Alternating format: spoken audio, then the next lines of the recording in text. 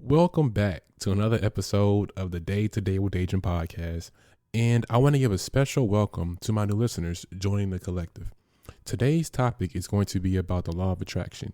And specifically, what I'm going to dive into is constructive interface. Now, what that is when two waves overlap each other, that they combine a greater and larger wave. This is the law of attraction. And what this means is you can get energy from my conversation or from our conversation. You can get energy by what somebody tells you or what I'm about to tell you. Or somebody can take it away. We've all been in conversations where we are now motivated with new ideas and perspective to tackle our challenges. And we also have been in conversations where they drain our social batteries. Now, if you're like me, you're going to want to know what harnessed this power, right? Because this is your intrinsic power that each of us have. And how you align or how you harness the power of constructive interference, because you can do it and you already have been doing it. You're just not aware of this. But it's when you align your thoughts, your intentions, and your emotions to the goal that you want to achieve. They all have to be in line with each other. And you can also find this in mastermind groups. People who are in the sector of entrepreneurship are in mastermind groups. And what that is a group of people who are collectively in the same or on the same mission, but their thoughts, intentions, and emotions are aligned, trying to tackle a common goal. For where two or three gather in my name, I am there with them. Matthew chapter 18, verse 20. Now, this verse that I came across, this verse emphasizes the magnified power stemming from collective intentionality. It's not just about being together in the same room. It's about the amplified force that arises when aligned intentions intersect. Read Matthew and the book of Proverbs. I think you would gain a lot of clarity in those books. And I like the book of Matthew because it speaks in parables. But I don't want to get off topic.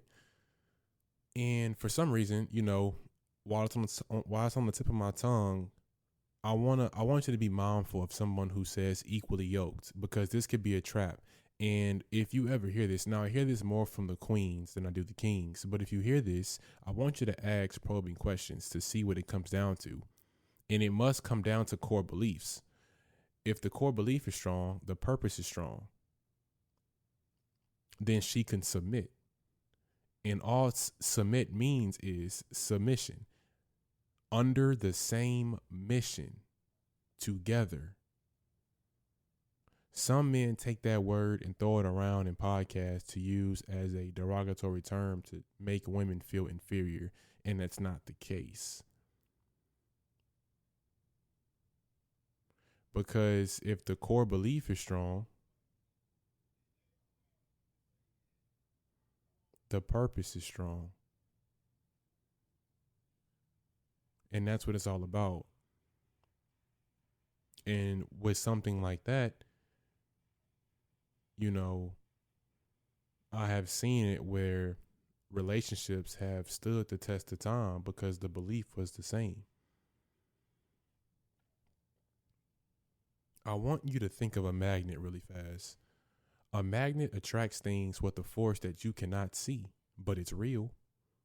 Your thoughts work the same way. The more you think about something, the more you draw it to you. Now, if you're like me,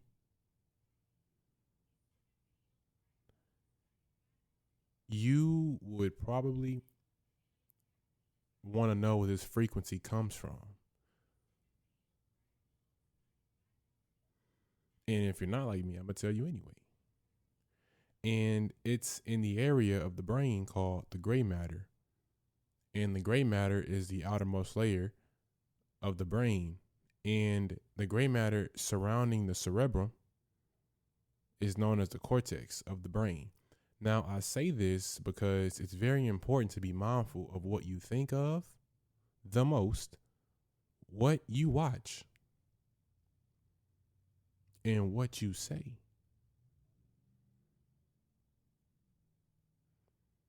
Because your results are completely dependent on that. I want you to think back to a famous experiment, and most of you don't know this, but I was brought onto this as a kid, and it was a famous experiment by a doctor called Masaru Emoto on the water consciousness, where thought and words can change the structure of water crystals. And if I find the link for it, I'll go ahead and attach it to the description so you can see it for yourself. But thoughts and words can change the structure of water crystals. Now, I do believe that this is groundbreaking information that most of the world should know about, but can you imagine a billion minds exposed to the same message or the same intent, like war, conflict, or what's commonly going on in today's world, which is the battle of the sexes, which paint the current canvas of the world, but admits the chaos, like I said before, you hold in intrinsic power. And that is your interconnected thoughts and intentions, your constructive interference. The power of a single person's intuition or ambition, and we've all seen this, is undeniable. What a single person can do once they lock in, once they believe they can do something, once they are motivated enough to get the job done. When their back is against the wall and they have nowhere else to go. Now, can you imagine a billion minds uniting with a shared vision? Each individual is focused on the moment of healing the wounds of conflict and envisioning a world of unity and prosperity.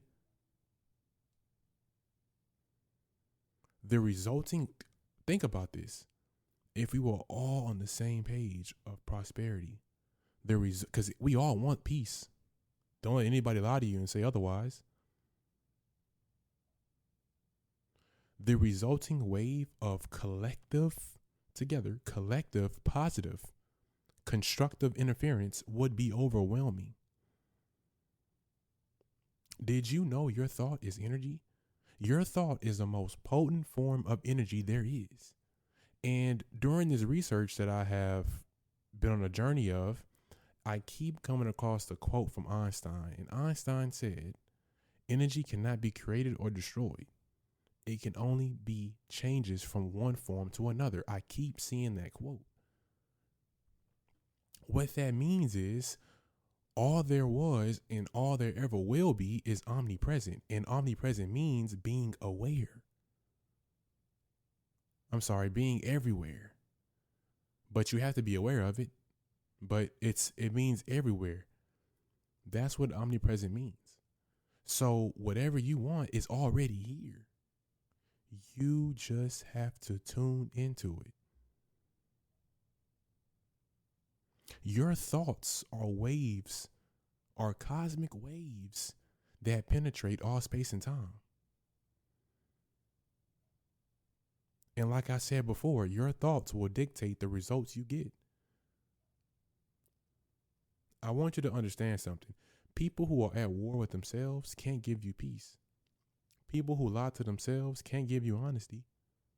People who betray themselves can't give you loyalty. And people who can't love themselves can't give you love. They can't love you. They can't give you what they can't give themselves. Because what you think about the most is what you become. And I'm going to dive deeper into that momentarily, but just stay with me.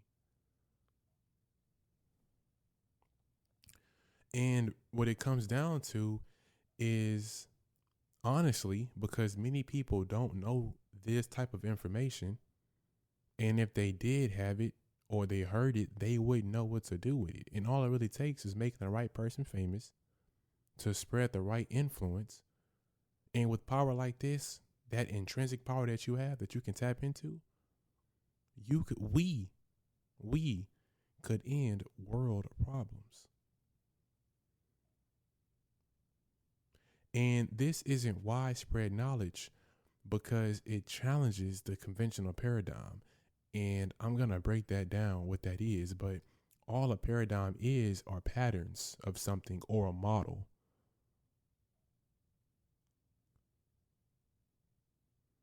But I've said this before in previous episodes, and I say it again because I love hearing myself. Do you remember who you were before the world told you who you needed to be? Now hold on to that because it's going to make sense in a minute. And this also brings me back to the theory of cognitive dissonance. Remember what I said about what the mind does with new information on top of old and what happens when it's not in harmony with each other? If a person is too committed to the old behavior in their way of thinking, he or she simply rejects new information, even if this information is there to help you. The Tao Te Ching said, he who has harmony within will thrive. Well, how can you be at harmony with yourself if you are in a state of cognitive dissonance? I was in this state before and didn't know it. And it cost me a lot. And I'm gonna repeat this again because I love saying it. But Luke chapter 17, verse 21. Neither shall they say, look here or look there, for behold, the kingdom of God is within. The kingdom of heaven is within. You have to look within. I say this all the time, and it's going to make sense today.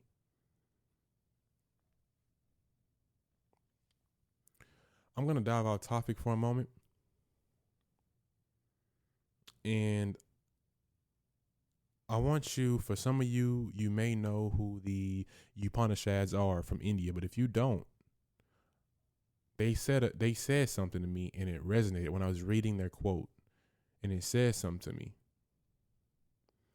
And it said a person is what their deep driving desire is. It's our deep driving desire that is our wanting, and according to our wanting is our doing, and according to our doing is our becoming. Now, as I further my research, a lot of other cultures are saying the same thing. So there must be some truth behind it. This will also teach you to be more understanding, because once you understand, you will start to understand the nature of people, and this will help your discernment. Let me give you an example. If we're in a safari and we see a group of lions and somebody hops out the truck to go get a closer picture of a lion, and most of us are just sitting in the truck looking at this individual enter the danger zone, if something happens to that person who decided to get closer, nobody is going to blame the lions, because why? It is their nature to do what they're about to do to whoever that person is. But nobody's going to blame the lion because that's their nature. Now take the same principle and apply it to humans.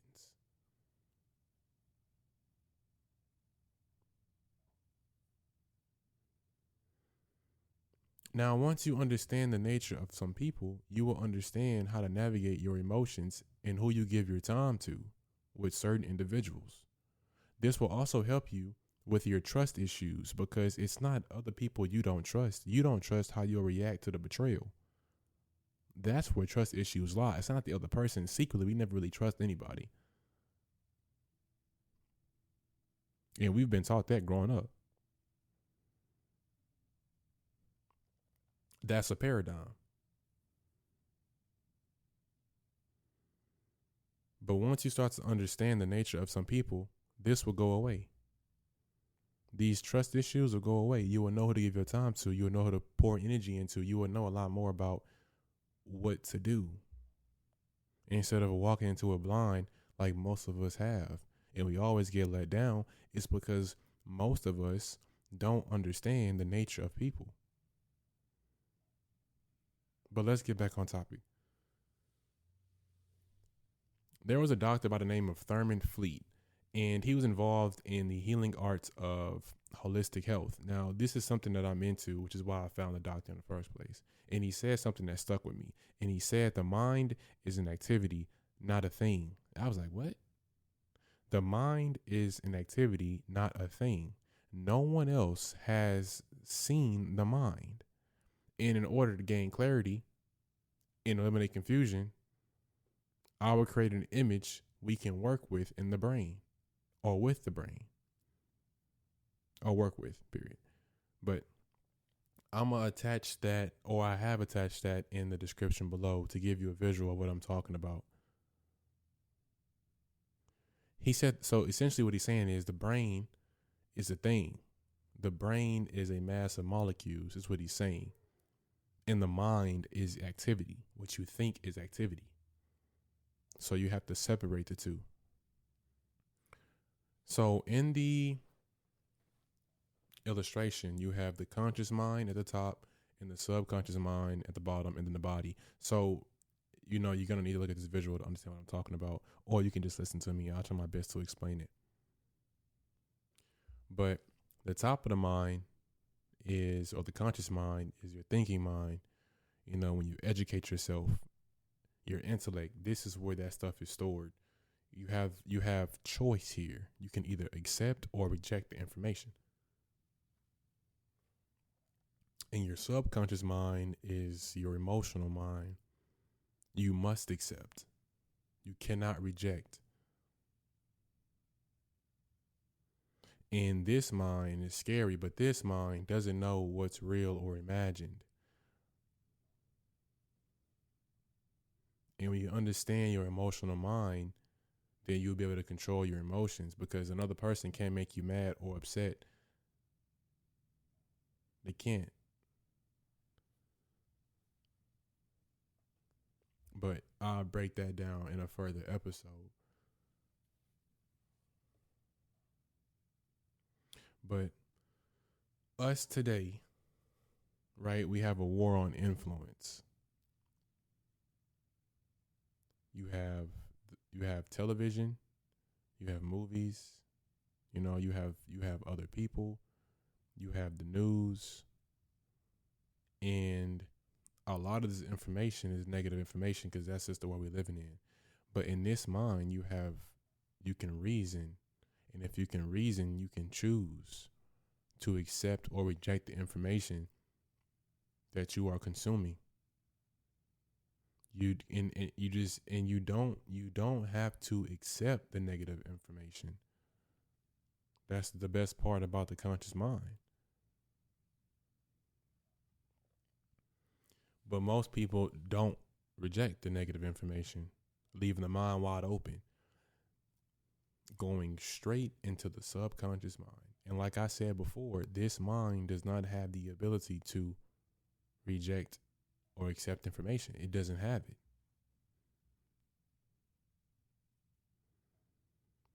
And what that does is, since this part of the brain cannot accept or reject information, this is how a paradigm is formed.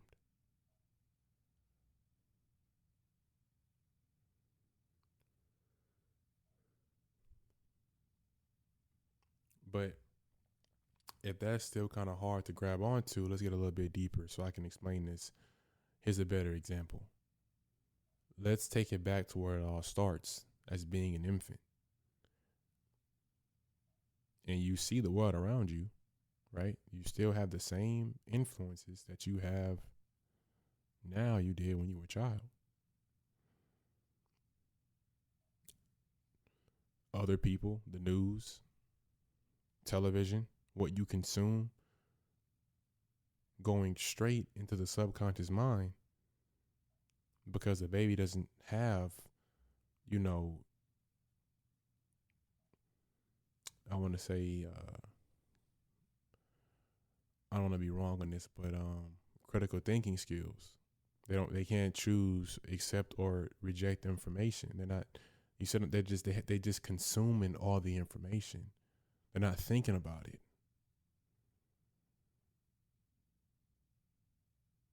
And a baby accepts everything that comes his way, which creates a paradigm, resulting in the beginning of becoming a product of your environment. So this is why it's important to be patient with people, because a lot of people suffer from being in a paradigm, in their own paradigm, and they don't even realize it. Like, for example, if you believe or you're somebody that hates men or hates women, you're in a paradigm. You don't hate anybody. You hate what they did to you. This is a model that you created in your head to protect yourself by telling yourself something like this. But you got to be careful on what you tell yourself, because if you believe it, well, that dictates your results. And I can further explain that. Because what we know and what we educate ourselves on and how smart we are, does it control what we want out this life? The smartest people on the planet are not the richest. They're probably barely getting by. And it's because the paradigm is controlling your results, not what you know. Because we all know what we should be doing, but are we doing that? You know what you should be doing, but are you doing that? If you take a moment to do that self-reflection, then you will start to see the paradigm you form for yourself. So, and we all have that thought. Like, I know I shouldn't be doing this, but I'm doing it anyway. We all know that. Like, we're at that moment, we're kind of conscious. Some of us are, others were not. But like, you know what you should be doing and shouldn't be doing. You know. And for the people who are currently going through a breakup for some odd reason, I feel compelled to say this. I think part of the reason we hold on to something so tight is because we fear something so great won't happen again. But I'm here to tell you, something greater will. You just took the step in the right direction by listening to this podcast. And take it from me, I make all the mistakes. If you know me personally, you know I take the latter every single time. And for those of you who are in a season of solitude, a season of being single, and you reject the idea of relationships, I would like to say that the past relationship didn't really hurt you. I know you think it did, but they just showed you an unhealed part of yourself that was preventing you from being truly loved. Whatever it is that you're feeling right now, feel it. Because whatever just ended was an unconscious union. You need to heal the unhealed parts of yourself before moving forward to form a conscious union, because what you just left was an unconscious union. And you also took a step in the right direction by listening to this podcast. I came across a poem by Whitney Hanson. And I've been seeing her on TikTok for quite some time. And I wanted to buy her books. And I just bit the bullet and I bought some of her books, some of her products. And I came across this poem, and I'm gonna read it to you. It says, you don't have commitment issues. I know you think you do, but you must realize not committing is simply committing to something else. Every commitment has a counter commitment. If you don't jump, into the river, you are committing to stay on land. If you are afraid of commitment, you are afraid to take the risk. If you are afraid to drown, I hope you find what you're looking for on land.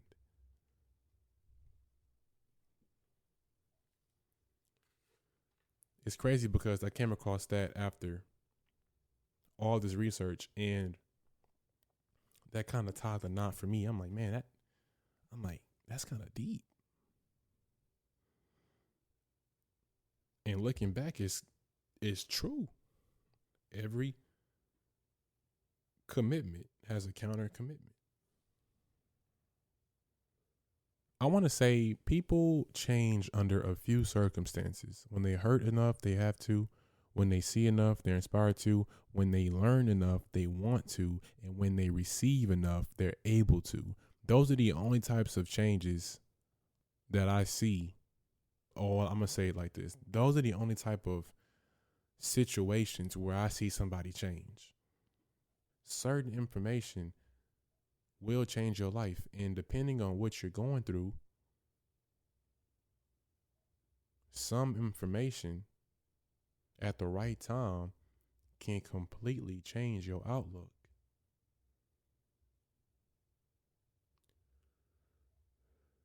I wish I would have learned this a year ago.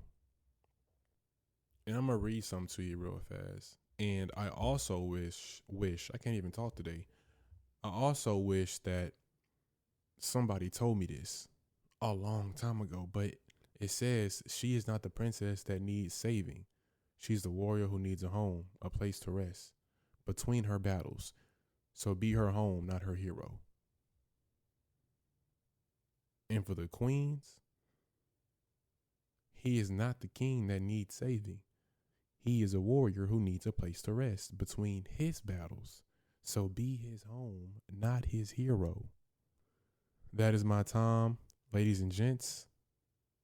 I really hope you enjoyed this episode. If you resonated with the information, please leave a review on Apple Podcasts or Spotify, and go ahead and follow my socials, which I'll have attached in the description below. But other than that, you guys have a great day, and I'll see you in the real world.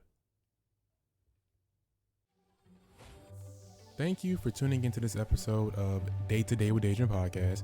I really hope that it left you inspired and informed, and I really hope that it left you ready to take on new challenges. If you enjoyed what you heard today, don't forget to subscribe, share, and leave a review, because it's your feedback that helps me keep going. And I want to say thank you for being the best part of my podcast community. I could not be here without you guys. And with that being said, goodbye for now.